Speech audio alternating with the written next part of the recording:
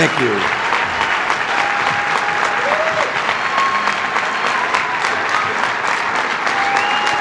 Thank you very much.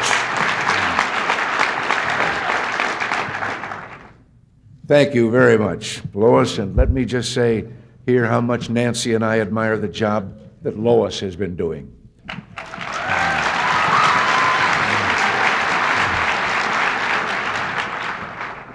On my desk in the Oval Office, I have a little sign that says, "There is no limit to what a man can do or where he can go if he doesn't mind who gets the credit." And I can't think of anyone who's a better example of that truth about quietly getting things done than Lois Harrington.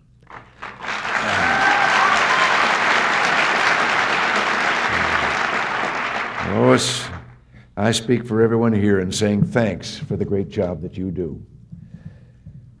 All of us are here today to talk about the campaign for a drug-free America. Now, I've said this once or twice in public and many times at home, but I can't say it too often. There are few things that I'm more proud of than the work that Nancy has done in the fight against drugs. And in a moment, I'll talk about money and law enforcement and so forth.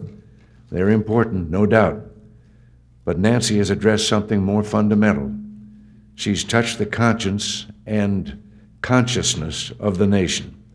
She's helped teach hundreds of thousands of our young people to just say no to drugs and alcohol. Nancy, I'm so proud, and I'll confess that I've been nursing a little guilt, too. I'm the only one in the family the government's paying.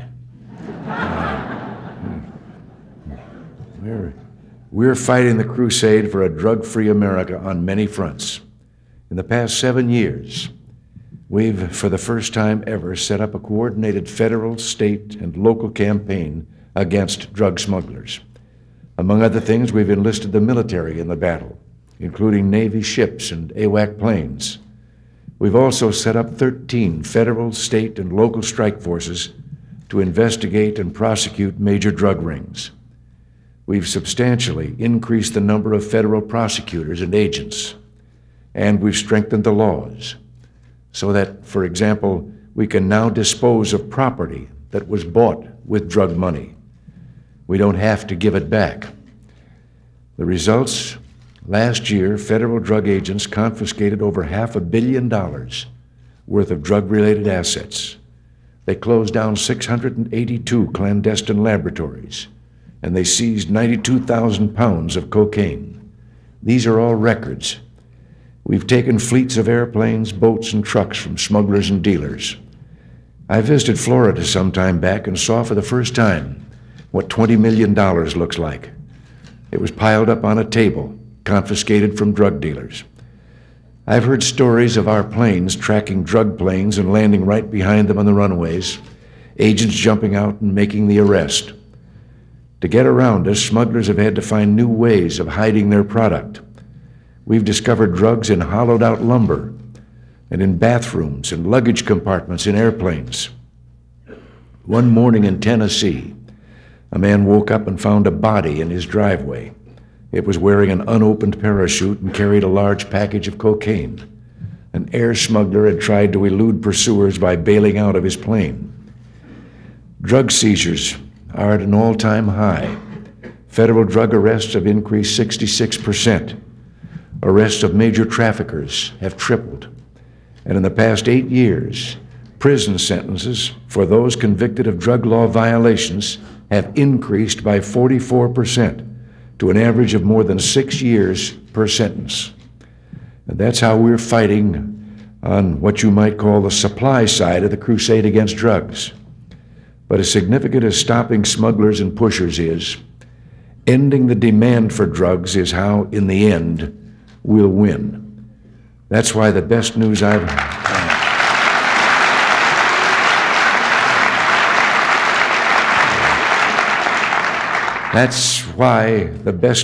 heard in a long time was the recently released annual survey of high school seniors. For 13 years, we have asked thousands of graduating seniors what drugs they use, how often, and what they think about drug abuse. For the first time, a substantially smaller proportion of the seniors, 1/3 smaller, acknowledged current cocaine use than did the year before. Use of marijuana and amphetamines is also dropping. Better still, almost all students said it was wrong even to try a drug like cocaine. With all the headlines about how we're losing the drug war, let's keep in mind the progress we've made. Many drug-related problems now are not because more people are turning to drugs. In fact, the number of users has leveled off and may be falling, but because so many got hooked when the message went out that illegal drugs were acceptable. This conference couldn't have happened 8 years ago. Not enough people cared.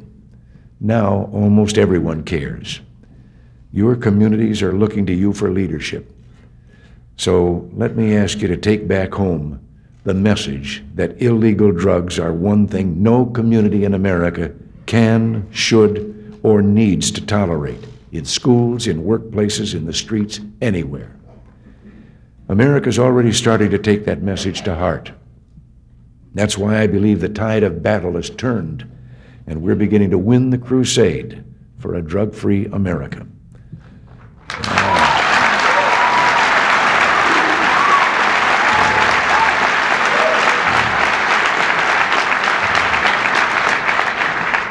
Now, rather than go any further, I'll stop here. President Eisenhower once said that the great thing about this job was no one could tell you to sit down. Well, almost no one. Nancy, you're on.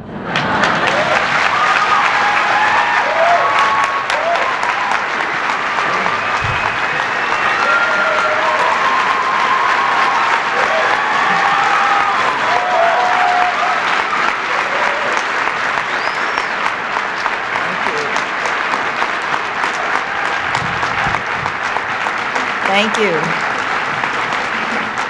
Thank you. Thank you, Mr. President. I know who's boss in the family. I can't tell you how good it feels to be here at this conference with so many people united in a common purpose. Although the drug problem is still destructive, the nation has come a long way in its battle against drugs, and your presence here today proves it. At least we realize there is a drug problem today. In Saturday's Washington Post, there was one page in which every article was a local drug story. And there was another local drug story on the front page. We must face the fact that drugs are tearing our communities apart. Although I've been deeply concerned about this problem since my days in Sacramento, over the past nearly 8 years, I've focused mainly on education, on prevention, and on the need to change attitudes. Although we're making progress, still many ignorant ideas persist. And one of the worst is the casual user's justification that drug use is a victimless crime. The drugs don't hurt anyone except the person who's using them. Yet there are consequences to drug use beyond an individual's personal and selfish high. And that's what I'd like to talk to you about this morning. A few weeks ago, the drug cartel murdered Colombia's Attorney General, Carlos Moro Hoyos, who was active in trying to halt cocaine traffic to the United States. Half a dozen men in 3 jeeps ran his car into a curb, sprayed it with machine gun fire, and killed his 2 bodyguards. Mr. Hoyos was later found blindfolded and handcuffed, his skull shattered with bullets. And ladies and gentlemen, the people who casually use cocaine are responsible because their money bought those bullets.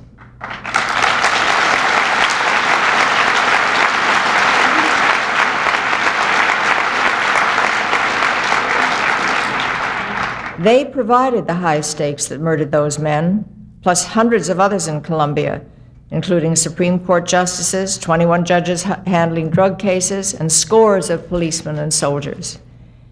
The notion that the mellow marijuana user doesn't hurt anyone is just as phony.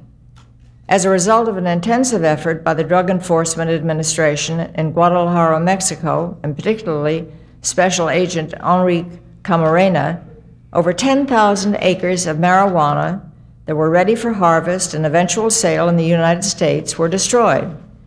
And this caused a major financial loss for a notorious trafficking group. On February 7, 1985, less than 3 months after the destruction of the 10,000-acre plantation, Special Agent Camarena was kidnapped by the traffickers. He was tortured and beaten to death. And this country's casual marijuana users cannot escape responsibility for their fellow Americans' death, because they, in effect, bought the tools for his torture. As you know, many others have had their lives taken to protect our society from the corruption of drugs. 2 DEA agents in California were killed just this month. Last week, while guarding the home of a witness in a drug crime, a rookie policeman in New York was assassinated in a patrol car. The traffickers and dealers will murder anyone who stands in their way. Recently, an innocent young girl in Los Angeles was shot to death in the crossfire between 2 rival drug gangs. Now, who will tell the grief-stricken families that drug use is a victimless crime? The casual user may think, when he takes a line of cocaine or smokes a joint in the privacy of his nice condo, listening to his expensive stereo, that he's somehow not bothering anyone. But there's a trail of death and destruction that leads directly to his door. The casual user cannot morally escape responsibility for the action of drug traffickers and dealings. I'm saying that if you're a casual drug user, you're an accomplice to murder.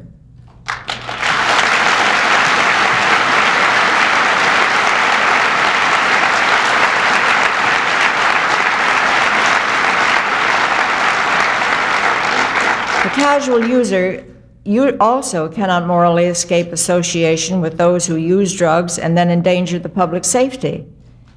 The message from casual use is that drugs are acceptable, that they can be handled, that somehow it's simply a matter of dosage.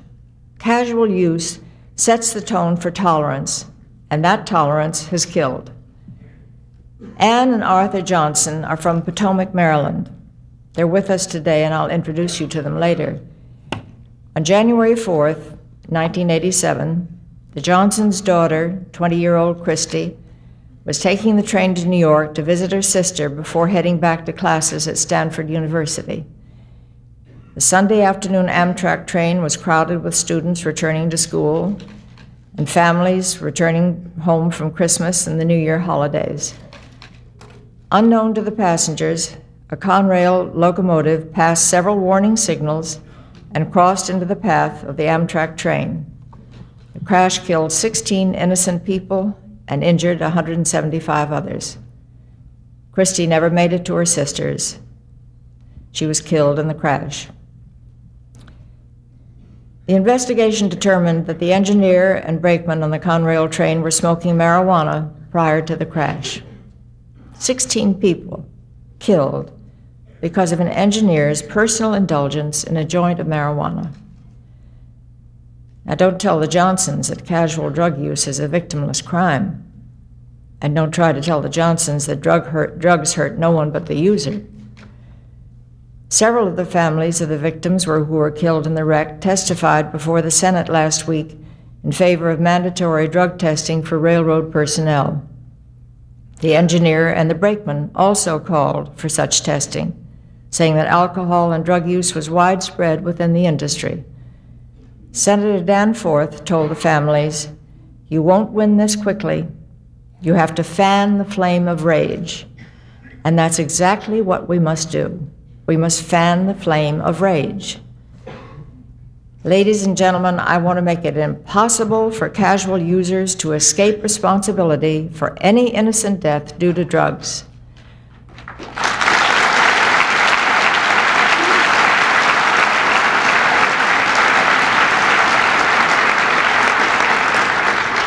I want to make them fully face the brutality of drug use. I don't mind admitting that I have reservations about telling the following 2 stories because they're real stories of anguish and inhuman brutality. Yet Betty Jean Spencer and Vince and Roberta Roper can't ignore the brutality of drugs. They live with it every day. They're with us today, and if they can't forget, neither should we. First, let me tell you about Betty Jean Spencer. Mrs. Spencer was at home in her rural farmhouse in Indiana with her 4 sons. They were 14, 16, 18, and 22 years old. 4 men barged into the house, men out on bail on drug trafficking. The men didn't know her. They didn't know her sons. Mrs. Spencer says they were obviously high on something. They were laughing about the other people they were going to kill when they finished there. They ordered Mrs. Spencer and her 4 sons to line up face down on the floor, and then the men began shooting them at point-blank range with a shotgun. Mrs. Spencer miraculously survived 2 shotgun blasts to the back of her head, but her sons were murdered, and the men are in prison. That's a brutal, brutal story, and it makes me angry. And no one, absolutely no one, should be allowed to say that drug use is a victimless crime. No one should be able to get away with the argument that drugs are a harmless, private indulgence. Finally, let me tell you about the nightmare that Vince and Roberta Roper must endure. Their daughter, Stephanie, a 22-year-old student, was returning to school in Maryland when her car broke down. 2 men offered assistance. They drove her a short distance in their car, pulled a gun on her, and each raped her. They drove to another location and raped her again. They then decided to kill her. I don't want to repeat what they did to her, but we can't ignore the brutality of drugs. One of the men whipped Stephanie on the head with a chain, and as she tried to run away, he shot her. He then poured gasoline on her and set fire to her. Both men were users of PCP, LSD, amphetamines, barbiturates, virtually any drug they could obtain. Now, who would dare stand before the Ropers and tell them that drug use is a victimless crime? What apologist for casual drug use will look the Ropers in the eye and say, it's all a matter of moderation? Who could be so brazen? Yet the attitude prevails. Applause isn't appropriate, but a hug or a squeeze of the hand when you leave might mean a lot.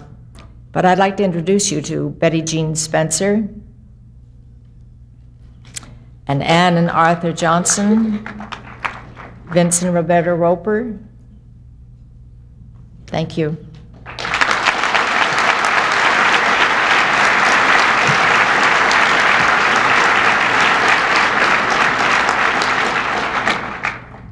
Let's each of us help promise them that we won't let anyone forget the brutality of drugs. You know, in the field of drug and alcohol abuse, there's something called the enabling concept. If I don't do something about your behavior, then I enable it to happen. Society's attitude has enabled the casual drug user to avoid facing his role in the murder and brutality behind drugs. We can no longer let the casual user continue without paying the moral penalty. We must be absolutely unyielding and inflexible in our opposition to drug use. There's no middle ground. We must be as adamant about the casual user as we are about the addict. And whereas the addict deserves our help, the casual user deserves our condemnation, because he could easily stop, and yet he chooses not to do so. He must be made to feel the burden of brutality and corruption for which he's ultimately responsible. We must get the message out. We will not stand for illicit drug use of any kind, period. And there's another message I'd like to get out to all of you here today, and that's a message of gratitude for your involvement in the fight against drugs. You're the people who will eventually turn the tide. You're the ones who will make the difference. Many of you have been with me from the very beginning in one capacity or another, and I want you to know that when my husband and I return to California, I'm not giving up my interest and concern about this.